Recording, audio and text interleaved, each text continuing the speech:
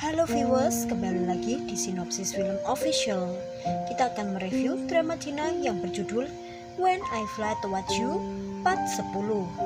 Langsung saja ya. Hari kepulangan mereka kembali ke Jiangxi adalah tanggal 20 Desember 2012. Hari yang dirumorkan akan menjadi hari kiamat. Gegara diingatkan soal itu, perjalanan kereta api jadi terasa berbeda. Guan Fang sampai mengirim pesan kepada neneknya untuk mengucapkan terima kasih dan berharap kalau mereka bisa menjadi nenek dan cucu di kehidupan selanjutnya. Pesan itu dibalas sama nenek, bocah nakal. Guran mulai bercanda bahwa kereta ini sebenarnya menuju Hogwarts. Semua mengerti dengan candaannya kecuali Jiang Jia. Sontak saja Guran menertawakannya dan mengatainya sebagai muggle di serial Harry Potter. Jiang Jia masih tidak mengerti dan mengira Guran menyebutkan nama makanan. Tidak terasa hari sudah larut dan beberapa orang sudah tertidur. Zazai kebangun dan melihat wajah Lurang yang menghadap padanya dan tertidur sehingga diam-diam memotretnya. Suara kameranya membuat Lurang terjaga. Menyadari Lurang bangun, Zazai langsung menutup matanya dengan cepat dan pura-pura tidur. Guran masih belum tidur dan dengan sengaja dia mendekatkan bahunya ke dekat kepala Jiang Jia agar Jiang Jia bisa tidur dengan nyaman sambil bersandar di bahunya. Guan Fang terbangun tiba-tiba dan langsung heboh sehingga semua yang di kereta juga terbangun. Begitu bangun, Jiang Jia langsung menanyakan kenapa Guran meletakkan bahunya dekat dengannya. Guran langsung berdalih kalau Jiang Jia yang bersandar pada bahunya. Waktu menunjukkan 23.55, sisa 5 menit lagi hingga jam 12. Guan Fang mulai heboh membahas soal kiamat lagi. Bagaimana jika 5 menit lagi sungguh kiamat? Zazai menyarankan agar merekam pesan terakhir saja. Karena ada 5 menit lagi, maka satu orang mendapat waktu 1 menit untuk bicara. Guan Fang yang pertama, dia menceritakan mengenai masa lalunya sebagai anak badung karena mempunyai kesalahpahaman terhadap dunia ini. Kemudian dia bertemu dengan sekelompok orang, termasuk mereka semua yang mengubahnya dengan nyata dan membentuk ulang dirinya.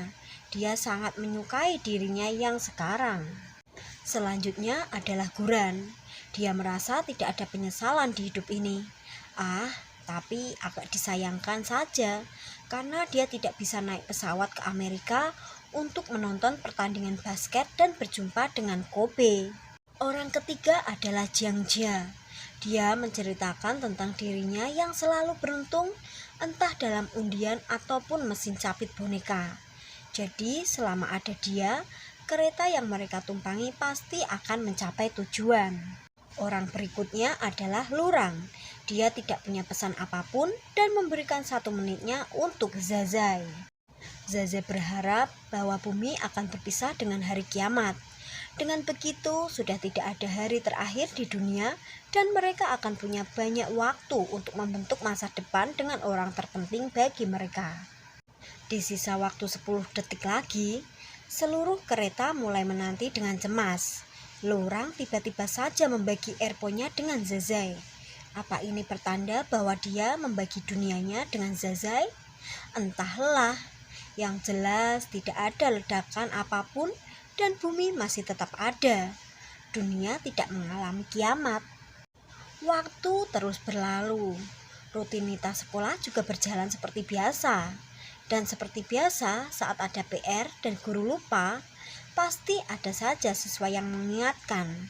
Ini juga dialami oleh kelas 11. Malah terbalik. Guru Zhang tidak memberikan PR dan Zhenzin malah mengingatkan. Guru Zhang bukan lupa, tetapi memang tidak ada PR untuk minggu ini agar mereka bisa beristirahat sebelum mempersiapkan ujian kenaikan kelas. Semuanya tentu senang. Guan Fang yang paling senang dan mengajak teman-temannya main basket. Baru juga mengajak, tiba-tiba saja salah seorang teman sekelas mereka minta untuk bertukar hari piket. Jika Guan Fang menggantikannya hari ini, dia akan menggantikan Guang Fang piket di hari Senin. Guang Fang kelihatannya tidak mau, tetapi dia malah mengiyakan. Hal itu membuat Guran dan Lurang menjadi khawatir padanya. Guan Fang terlalu tidak enakan. Keduanya yakin kalau Wang Hao, nama teman itu, pasti akan ingkar karena ini bukan yang pertama kali. Kalau Guran yang dimintai tolong, dia akan mengiyakan, tetapi kemudian langsung pulang sehingga Wang Hao akan dimarahi Guru Zhang karena tidak piket. Orang seperti Wang Hao harus diberi pelajaran. Zazai dan Jiang Jia tidak merasa ada yang salah dengan Guang Fang dan menilainya hanya baik. Guran menjelaskan kalau Guan Fang terlalu mudah dibujuk. Kemarin Li Guan melemparkan bola basket Guang Fang ke selokan air, padahal bola itu baru dibeli dan sangat disayang-sayang olehnya. Tetapi Guan Fang malah tidak marah. Terus teman sebangkunya, Li Ming, suka sekali bermain pena, dan setiap beberapa hari sekali pakaiannya pasti akan berlumuran tinta, dan Guang Fang malah tetap diam. Lurang juga memberitahu kalau dari awal mengenal Guang Fang tidak pernah sekalipun memulai masalah dengan orang lain. Setelah didengarkan, kelihatannya Guang Fang malah ditindas. Hal ini kurang baik. Lebih baik mereka besok ke rumah Guan Fang untuk memberi nasihat. Seperti yang dijanjikan, besoknya mereka berkunjung ke kedai nenek. Ketika lagi makan dengan tenang, tiba-tiba saja dua orang preman memulai keributan. Mereka mengklaim kalau makanan yang mereka pesan sudah basi. Nenek tentu marah, tetapi Guan Fang meminta nenek untuk lanjut bekerja sementara dia yang menangani para tamu tersebut.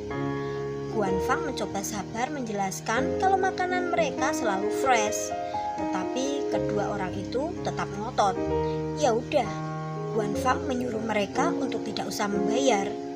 Kedua preman itu makin melonjak dan minta uang ganti rugi. Zai langsung berdiri dan menuduh mereka mau menipu. Lurang dan kawan-kawan juga langsung berdiri untuk membantu. Guan Fang langsung menghentikan mereka dan mau memberikan sejumlah uang sambil menuntun mereka pergi. Guang Fang sengaja menuntun mereka dan membawanya ke gang sepi. Setelah sampai di sana, dia meminta uang yang dia berikan tadi untuk dikembalikan. Kedua preman tidak mau mengembalikan. Karena tidak dikembalikan, Guang Fang mulai menggunakan kekuatannya. Wow, tatapan matanya sangat mengintimidasi. Lurang dan kawan-kawan mulai khawatir karena Guan Fang tidak kunjung kemari. Mereka takut kalau Guan Fang malah dipukuli. Makanya Guran menawarkan diri untuk memeriksa. Kedua preman mengembalikan uang Guan Fang sambil memohon maaf. Saking takutnya pada Guan Fang, mereka memanggilnya dengan panggilan G. Uang sudah diterima dan peringatan diberikan kalau mereka tidak boleh datang mengganggu kedai neneknya lagi. Guran tiba setelah masalah selesai dan salah paham mengira Guang Fang masih dimintai uang. Guang Fang juga memberi tanda agar keduanya tetap tutup mulut. Kedua preman ketakutan dan meminta maaf kemudian bergegas pergi. Lurang dan kawan-kawan tiba saat itu dan salah paham, mengira kedua preman itu takut sama Guran. Guang Fang juga tidak berniat menjelaskan dan malah senang karena teman-temannya begitu baik dan mengkhawatirkannya. Saat kedai sudah tutup dan mereka sudah pulang, nenek baru mengajak Guan Fang bicara. Dia memeriksa seluruh tubuh Guan Fang untuk memastikan tidak ada luka. Dia sangat khawatir kalau Guan Fang berkelahi lagi. Dulu Guan Fang selalu pulang dengan tubuh penuh luka karena berkelahi. Guan Fang tertawa dan berkata kalau itu masa lalu dan dia sudah berubah. Baguslah jika tidak berkelahi. Namun teman-temanmu yang sekarang sangat baik. Aku suka mereka. Kau harus banyak belajar dari mereka. Nenek sungguh berharap kau tidak seperti dulu lagi. Nasihat nenek. Sudah hari Senin dan Wang Hao malah mencoba ingkar. Guran langsung memanggilnya untuk mengingatkan janjinya.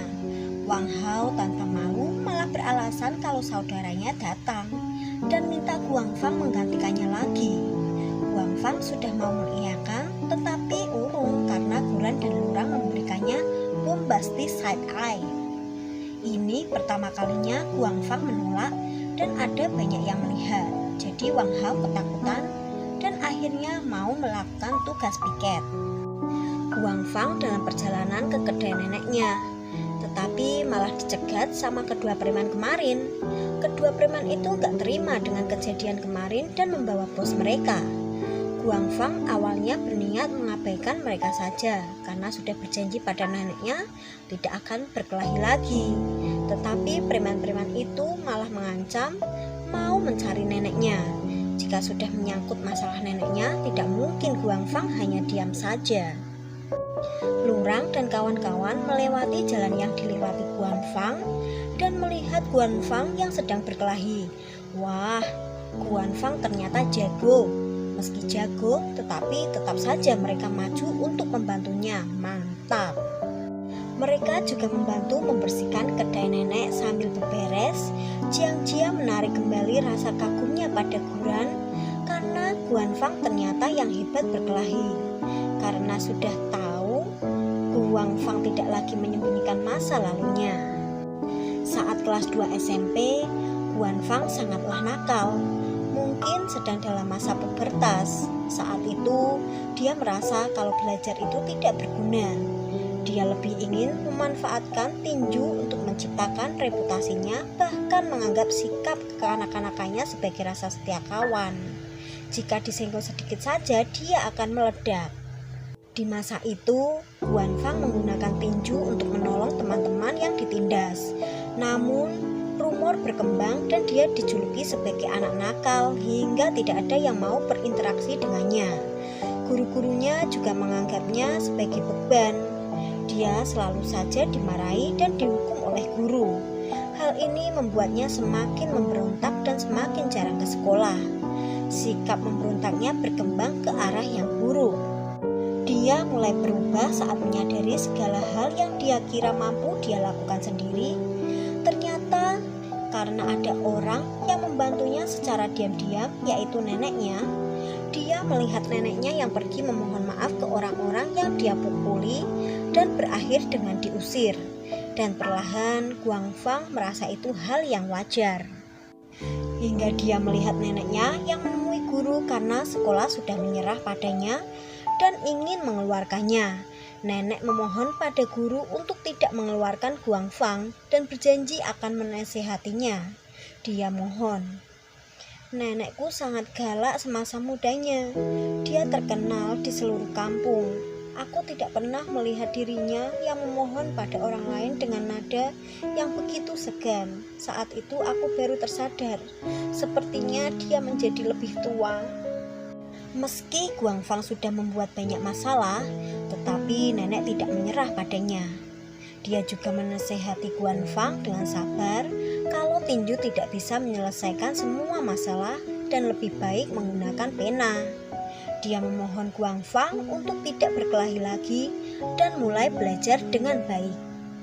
Aku sama sekali tidak membayangkannya bagaimana tubuhnya yang kurus dan kecil mampu menanggung begitu banyak cecaan dan hinaan, tetapi masih bisa diskusi dengannya seperti tidak ada masalah.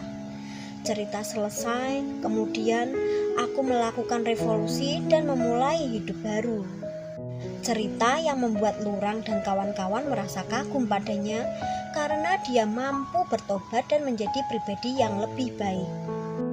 Nenek memang sudah semakin tua, tetapi di mata Guangfang, dia tetap adalah yang terhebat.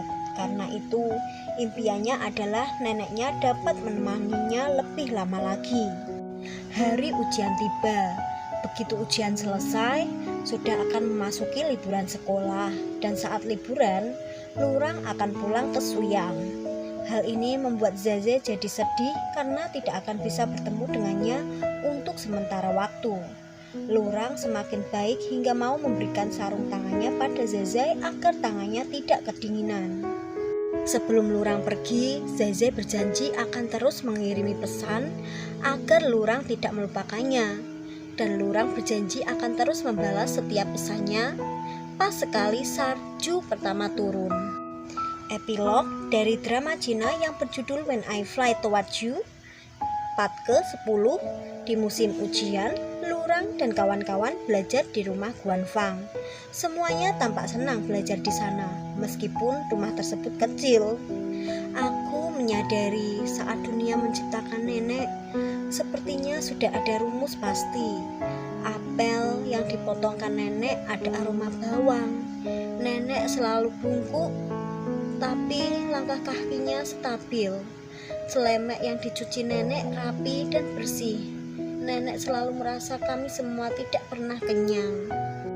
Tempat tinggal nenek kecil, sampai tidak bisa menaruh perabotan rumah besar.